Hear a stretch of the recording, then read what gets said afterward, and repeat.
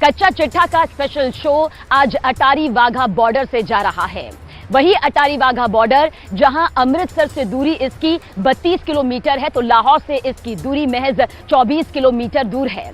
Attari Wagah border के इस special edition में हम आपको यूक्रेन युद्ध के बारे में बताएंगे। हालांकि भारत और पाकिस्तान के रिश्तों का जिक्र करें तो ये किसी से नहीं छिपे हैं। भारत और पाकिस्तान के रिश्ते मौजूदा वक्त में कैसे हैं ये सभी को मालूम है। तो चलिए कच्चा चिट्ठा की शुरुआत करते हैं इस special edition Attari Wagah border से, जहां बात होने जा रही है अभी रूस यूक्रेन महायुद्ध की।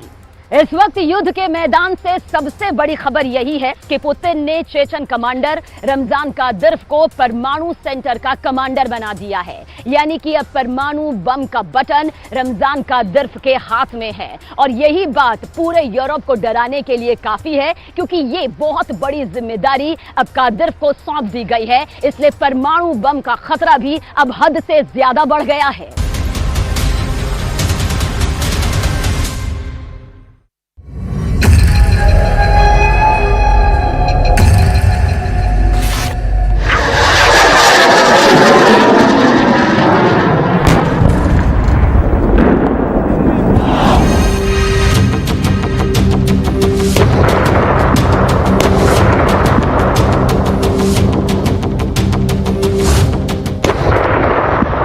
बाइडेन को उम्मीद नहीं थी कि पुतिन ऐसा फैसला ले लेंगे। ज़ेलेंस्की ने सोचा भी नहीं था कि पुतिन ये कदम उठा लेंगे।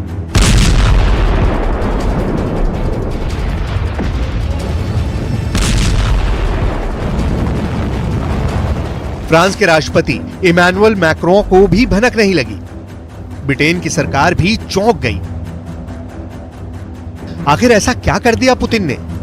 पुतिन ने कुछ ऐसा कर दिया है जिसकी वजह से पूरा यूरोप परमाणु ज्वालामुखी के मुहाने पर खड़ा हो गया है।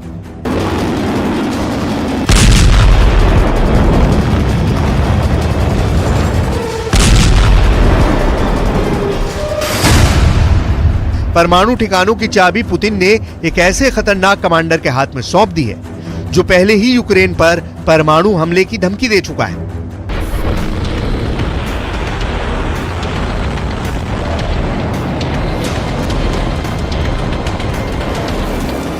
ये वो पुतिन का खतरनाक कमांडर है जिसके नाम से ही ज़ेलेंस्की बेचैन हो उठते हैं और अब उसी कमांडर के हाथ में लग गया है परमाणु अड्डा। बड़ा सवाल यह है कि क्या पुतिन ने इतना बड़ा फैसला सोच समझ कर लिया है? हर सवाल का जवाब हम आपको विस्तार से देने वाले हैं। क्या हुआ सब कुछ आपको बताते हैं, लेकिन पहले जंग के मैदान का नक्शा देखिए।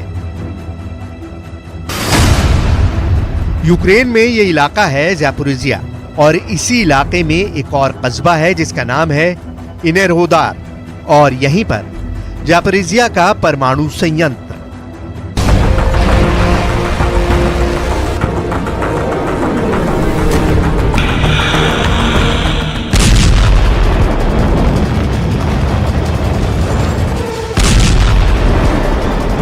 ये जानकर शायद आप भी चौंक जाएंगे। पुतिन ने ज़ैपोरिज़िया के इस न्यूक्लियर टाउन में अपने सबसे खास जनरल रमजान कादिरोव के कोर कमांडर्स को भेज दिया है। आखिर क्यों पुतिन ने ऐसा किया है, ये जरा आपको समझाते हैं। पहले पुतिन की स्ट्रैटेजी को जरा गहराई से समझिए। क्या ये रूस की खतरनाक न्यूक्लियर ब्लैकमेलिंग की पॉलिसी है? क्योंकि सबसे पहले पुतिन ने बेलारूस के राष्ट्रपति लुकाशेंको को एटम बम सप्लाई करके पोलैंड समेत कई देशों को डरा दिया है और अब पुतिन ने ज़ैपोरिज़िया के परमाणु प्लांट की सुरक्षा की जिम्मेदारी ही खूंखार कमांडर कादिरोव को सौंप दी है। तो सवाल यह कि क्या यूक्रेन को वाकई अब बेहद क्रूर और खूंखार कमांडर के रहमो करम पर छोड़ दिया गया है? ये बात हम यूं ही नहीं कह रहे हैं। आखिर जनरल रमजान कादिरोव कौन है? रमजान कादिरोव वही शख्स है जिसने एकदम साफ साफ यूक्रेन पर परमाणु हमला करने के लिए पुतिन को उकसाया था। कादिरोव ने न सिर्फ पुतिन को उकसाया था बल्कि एक बयान भी दिया था जिसमें एकदम स्पष्ट रूप से कहा गया था कि यूक्रेन पर परमाणु हमला किया जाए। याद कीजिए पिछले साल अक्टूबर के महीने में जब एक के बाद एक पुतिन की सेनाएं 3 इलाकों में हार गई थी, जब खार्किव, इज्यूम और लीमान में रूस की सेनाओं के पांव उखड़ गए थे और ज़ेलेंस्की की आर्मी विजय के गीत गा रही थी। ठीक उसी वक्त पूरे यूक्रेन को धमकाते हुए और पूरी दुनिया को चौंकाते हुए कादिरव ने बयान दिया था कि पुतिन यूक्रेन को सरेंडर करवाने के लिए उस पर न्यूनतम तीव्रता के परमाणु बम का इस्तेमाल करें।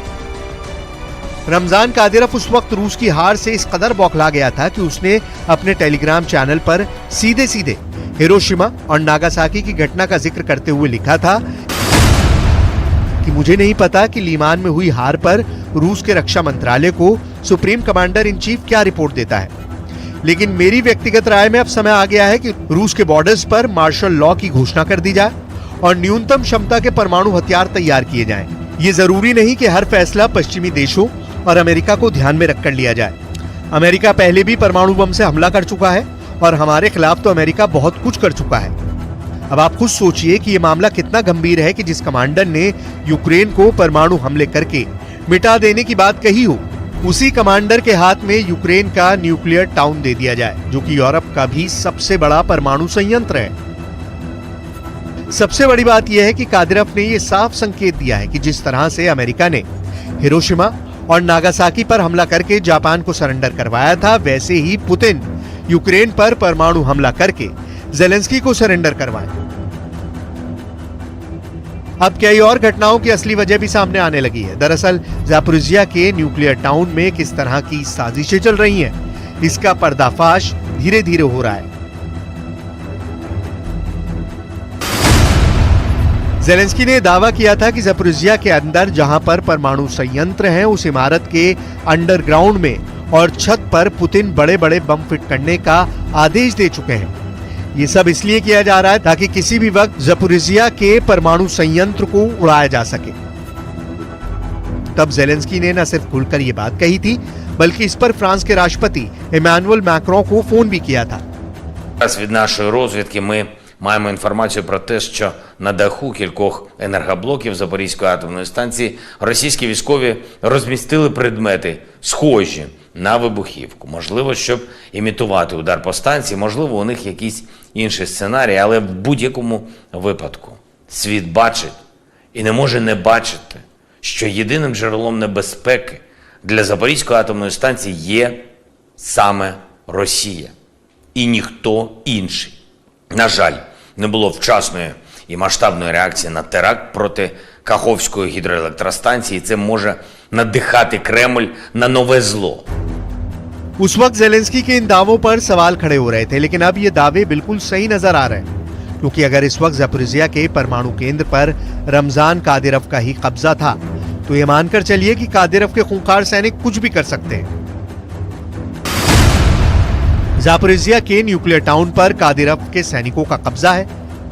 कादिरव के सैनिक ज़ापोरिज़िया के लोगों की तलाशी ले रहे हैं। कादिरव के सैनिक ज़ापोरिज़िया के लोगों के मोबाइल चेक कर रहे हैं।